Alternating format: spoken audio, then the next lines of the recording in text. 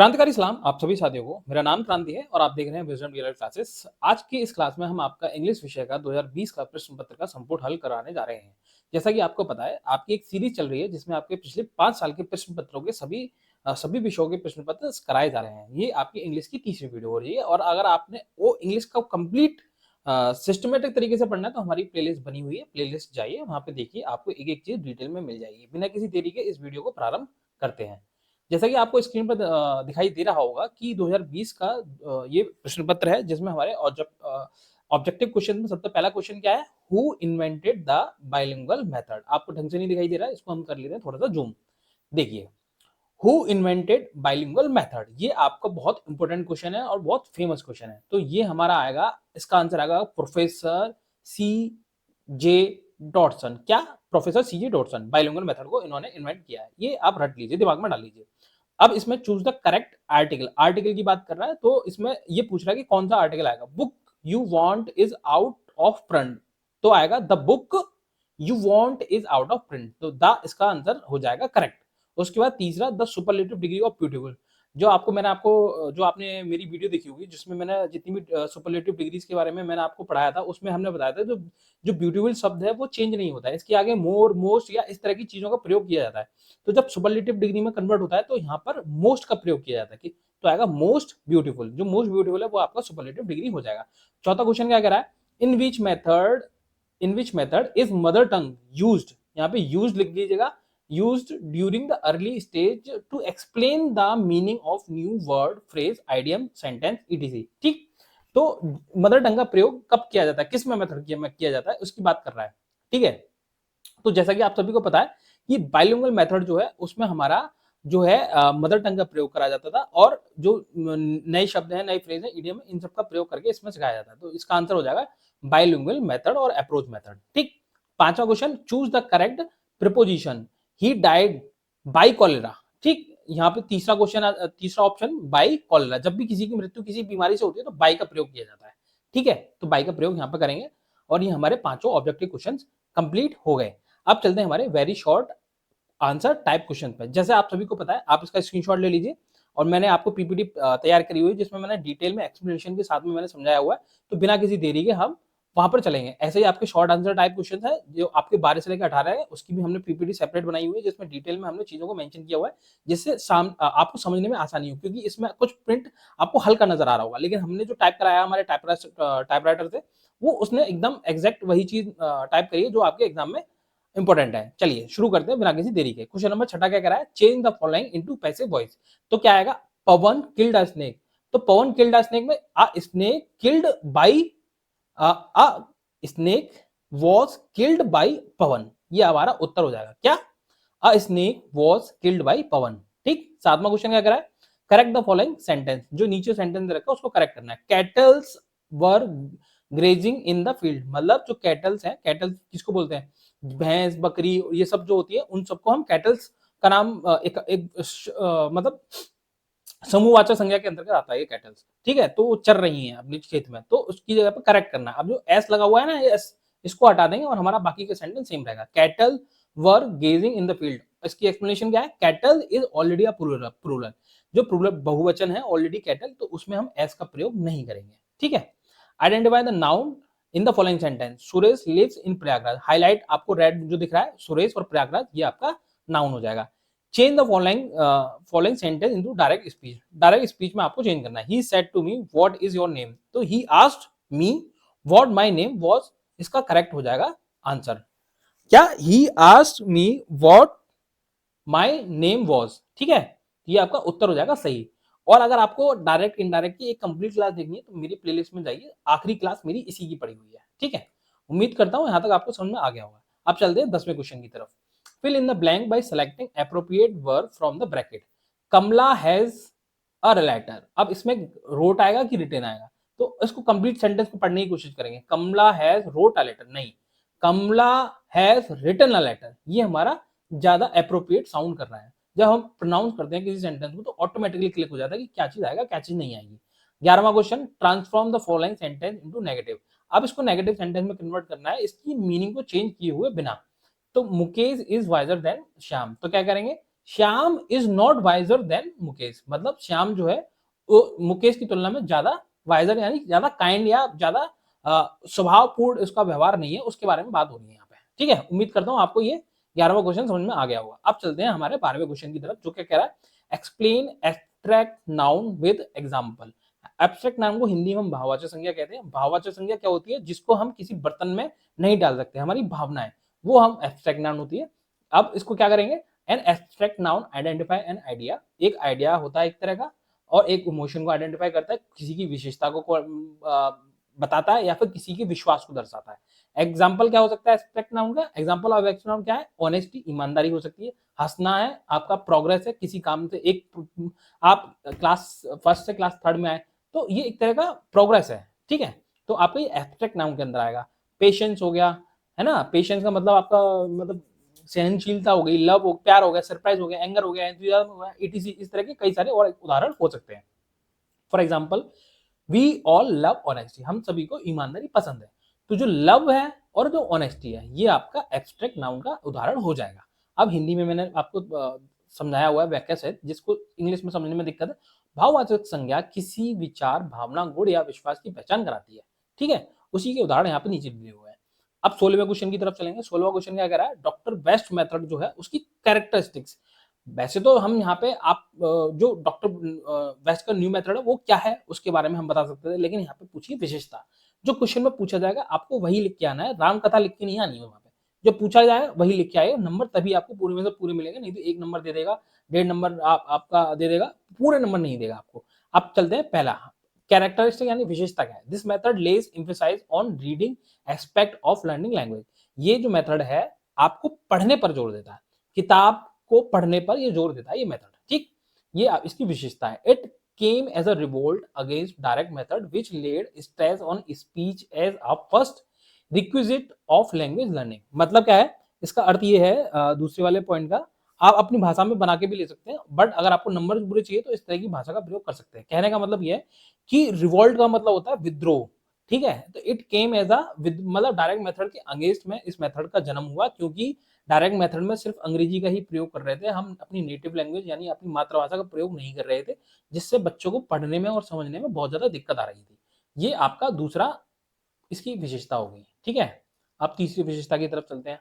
तीसरी विशेषता है, he believe that Indian student must be able to read English than to write it. मतलब यहाँ पे रेड नहीं होगा, रीड होगा। ठीक है, read English than to write it and lastly to speak it and understood it when spoken.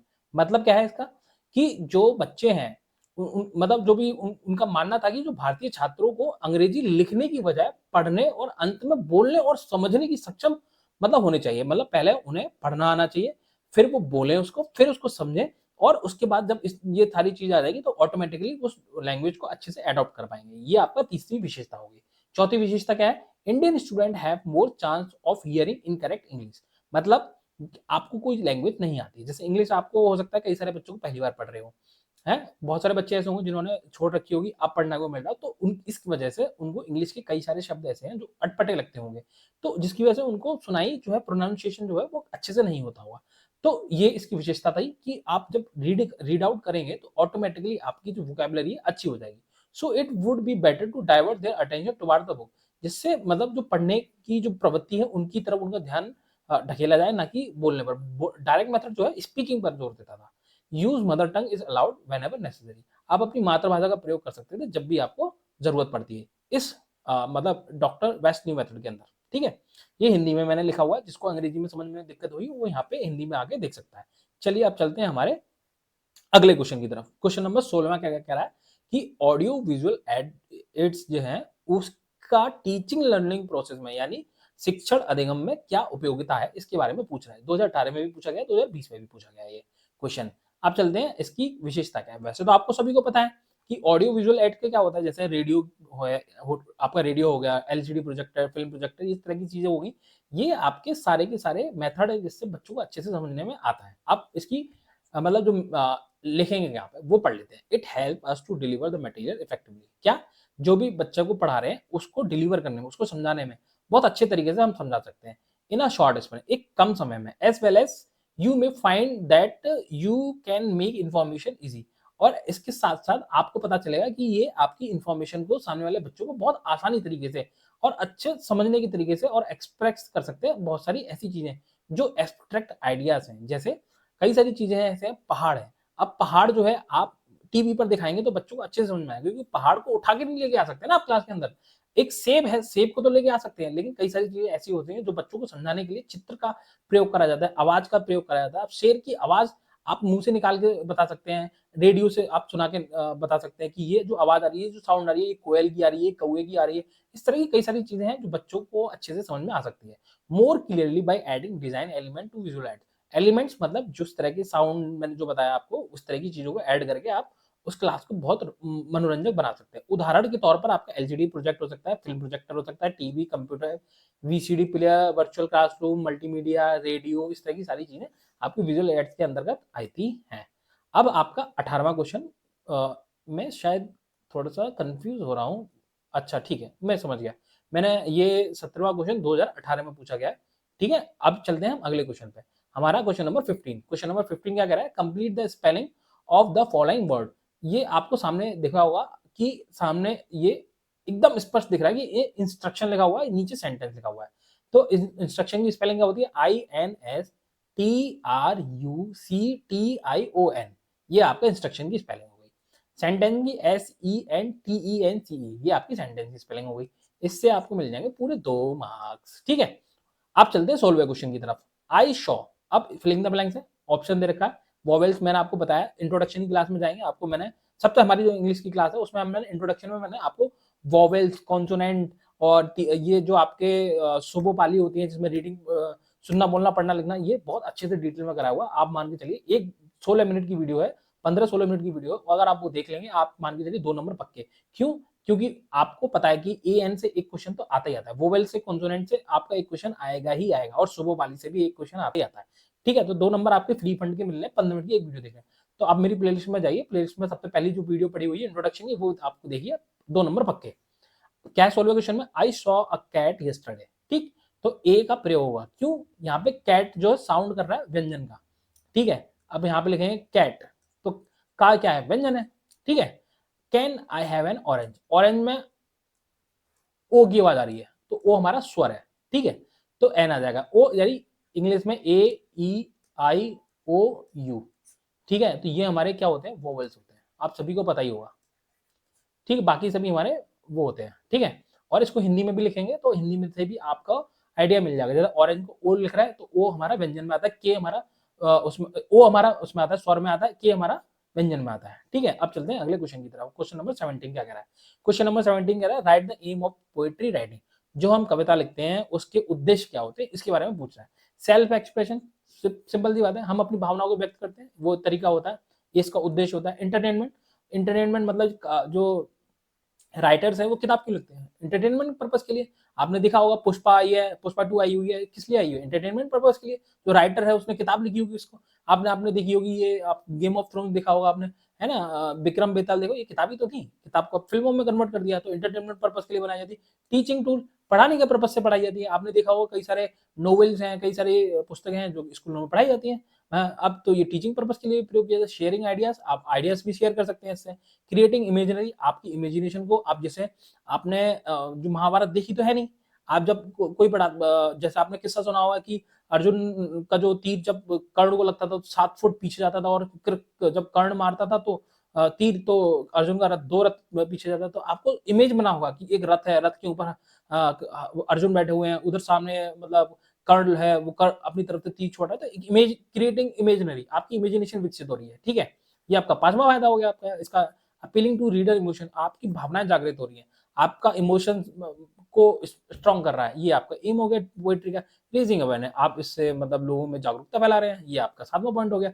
लिखने आपको 4 ही हैं, मैंने पढ़ाए आपको 7 हैं, जो आपको अच्छे लगे वो लिखिए, उसके नीचे आगे आप जो लिखना चाहें अपनी तरफ से वो बढ़ा के ले सकते हैं। आप पढ़ लीजिएगा, यहाँ तक poetry can be have the express their thought, मैंने उसको डिटेल में बता दी, जो मैंने आपको मुंह से अभी व्याख्या करी है उसको मैंने यहाँ पे अपने शब्दों में प्रो दिया है। ठीक है, उम्मीद करता हूँ ये 17वां पॉइंट आपका अच्छे से क्लियर हो गया होगा। आप चलते हैं आपके आखिरी क्वेश्चन की तरफ। क्या है? लेटर पूछा है, किसके लिए? आपके भाई की शादी है और आपको अपने मित्र के लिए एक पत्र लिखना है कि आप अपने परिवार के सहित मेरे भाई के शादी पर आइए, वो पत्र लिखना है। तो क्या है? सबसे पहले तो उसको, जो आपका दोस्त है, वहां पर आपको एड्रेस डालना है, किस दिन आपने लेटर लिखा वो डेट लिखनी है। उसके बाद में ये आपका मेन है, ये आपको एकदम दिमाग में बिठा लेना है, ये लिखना ही लिखना है। ये कहानी आप अपनी तरफ से बना के लिख सकते हैं। और दूसरा ये जो है, ये याद करना है आपको, ये वाली चीज याद करनी है, ये वाली चीज याद करनी है। इस वाले में आप कुछ भी लिख सकते हैं जो आपकी समझ में आए, ठीक है। और यहाँ पे ये तो बेसिक चीज है, आपको पता ही है। ये दो चीज याद कर लीजिएगा, नंबर पूरे मिलेंगे, 2 में से 2 गारंटी क्रांति की। ठीक, आप यहाँ पे लिखेंगे डियर निश्चय, जो भी आपका नाम है आपके दोस्त का, I hope that this letter find you and your family in great health. मैं उम्मीद करता हूँ कि आपके परिवार की और आपकी हेल्थ बहुत अच्छी होगी। आई एम गुड टू, मैं भी बहुत अच्छा हूँ। I am very happy to tell you, मैं बहुत अत्यंत प्रसन्न हूँ आपको ये बताने में कि मेरे जो बड़े भाई हैं उनकी शादी पक्की हो चुकी है। ठीक, नीचे आ जाइए, यहाँ तक आपको रट्टा मार के फिर नीचे यहाँ से अपना करना है। You and your family are cordially invited, आपका, आप और आपका परिवार कॉर्डियली इनवाइटेड है, मतलब बहुत ही सम्मान पूर्वक आप सभी का स्वागत है मेरे भाई की जो मतलब शादी का समारोह है उसमें, मेरे बड़े भाई की। It will take place on 26 May 2003 है, आप यहाँ पे डाल सकते हैं अपना 2005, ठीक है, यहाँ पे 2005 लिख सकते हैं क्योंकि 26 मई 2025 को मेरे भाई की शादी है। The details of the venue will be provided in an e-invite along with the location tag on Google Map to make it convenient for the guest to reach there easily। मतलब क्या कह रहा है कि मैंने आपको WhatsApp पर या फिर आपके जो आपका ईमेल है वहां पर मैंने Google मैप के थ्रू एक लिंक अटैच कर दिया, जिससे जब आप उस वेन्यू पर आए तो आपको आने में असुविधा ना हो, ये आप लिख सकते हैं। The main ceremony will be begin eight 8:30 PM followed by dinner eight 9 PM। मतलब 8:30 पे हमारी जो भाई की सेरेमनी है शादी की वो शुरू हो जाएगी और 9 बजे खाने का जो प्रतिभोज है वो स्टार्ट हो जाएगा। We have invite our other friends too, मैंने अपने जो साथ के जो सहपाठी हैं उनको भी इनवाइट किया हुआ है जो हमारे साथ पड़े हुए, और अगर आप आओगे it will be great, we will meet all together after such a long time, हम इतने समय बाद सब साथ में मिलेंगे तो बहुत अच्छा होगा, ये लिखेंगे। फिर नीचे वाली लाइन याद करनी है क्या, we are looking forward to having you grace the ceremony, मैं उम्मीद करता हूँ आप और अपने परिवार के साथ हमारे भाई की सेरेमनी में आएंगे। Your presence will be, we will all have a great time talking and taking lots of picture, जिससे हमारा टाइम बहुत अच्छा बीतेगा और हम बहुत सारी अच्छी अच्छी पिक्चर्स लेंगे इन अवर ट्रेडिशनल अटायर, जो हमारा शादी समारोह में जो वस्त्र पहनते हैं उसके साथ में। Hope to see you there, till then take care, उम्मीद करता हूं आप आएंगे और तब तक के लिए अपना ध्यान रखें, आपका मित्र मिथिलेश। ठीक, ये आपका पूरा कंप्लीट हो गया। उम्मीद करता हूं ये सभी जितने भी प्रश्न मैंने आपको जो कराए हैं वो आपको अच्छे से समझ में आ गए होंगे। मेरा नाम क्रांति है और आप देख रहे हैं विजडम डीएलएड क्लासेस, और आप सभी से अनुरोध है कि आपने अभी तक सब्सक्राइब नहीं किया है तो कृपया करके सब्सक्राइब कर लीजिएगा। टेलीग्राम चैनल की लिंक दे रखी, आप पर आपको ये पीडीएफ चाहिए तो आप टेलीग्राम पर जाइए, वहां पर आपको ये मिल जाएगी।